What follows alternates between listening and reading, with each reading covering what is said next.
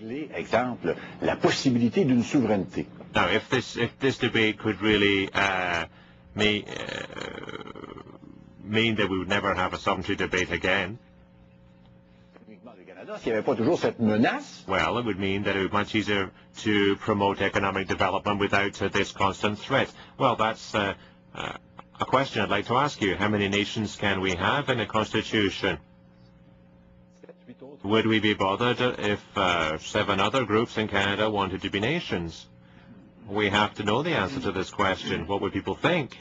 That's an important issue. We shouldn't be taken by surprise. We've already looked at this issue. Do we want to be the only distinct society? Yes, we do. That's what we said in the past, what we're saying now. Does it mean that there has to be a new distribution of powers? Would you be open to a greater distribution of powers? Well, I think if there are changes to be made at this level, it should be done in the interests of everyone, not on symbolic issues. I want to be protected by the federal government, no matter whether I'm part of a province or a nation. There are some areas where the federal government is in a better position to help me. That's why we have the 3 levels of government. All 3 levels have to take on their own responsibilities.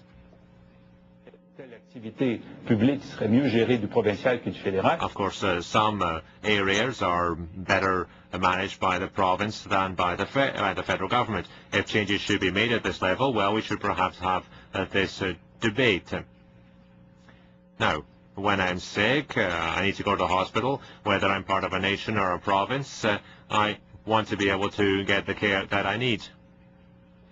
So perhaps this debate won't be talked about that much over the coming days, but it will come back to the convention, right?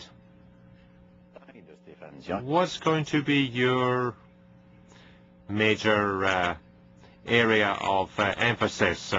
Is it going to be social justice, the environment? Well, there are 3 pillars to my approach. I want to combine social justice and environmental sustainable and equitable. My whole action plan is based on this. And each time I put a policy to mobilize Canadians, well, I want to bring down barriers. I was listening to what Mr.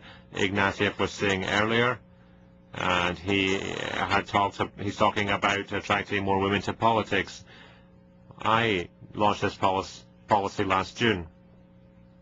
Last week, I launched a policy to try to promote the participation of Aboriginals. We shouldn't see them as a problem. We should see them as a source of potential strength.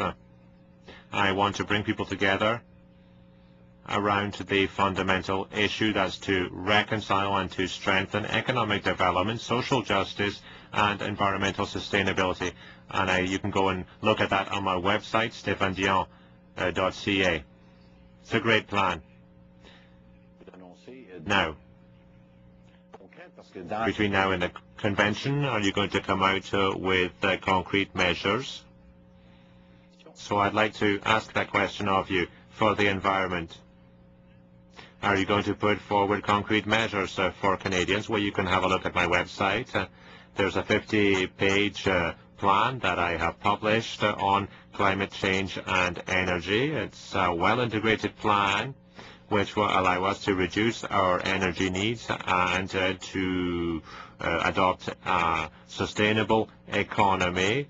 I have published a clean air plan also, one which is much tougher than the Conservatives' plan. Also a plan for the Great Lakes, to clear up the Great Lakes, and also a plan to reduce toxic substances, clearer regulations.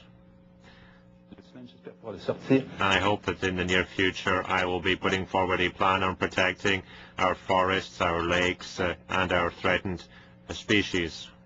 This is the environmental pillar, but I've also come out with a very strong economic plan from the laboratory to the market. And I draw a link between research and development. There has to be better integration, especially for smaller companies. They have to use research to modernize their operations. I want to reform pensions. I want to have a plan for health where the federal government can focus on its own role. I want to create a national health library for people who are sick. I want people to be able to find a way of curing themselves. This is something that I've taken from other countries. There are 5 weeks left, and I'm going to be launching a lot of policies. We'll be following that closely. Thank you very much.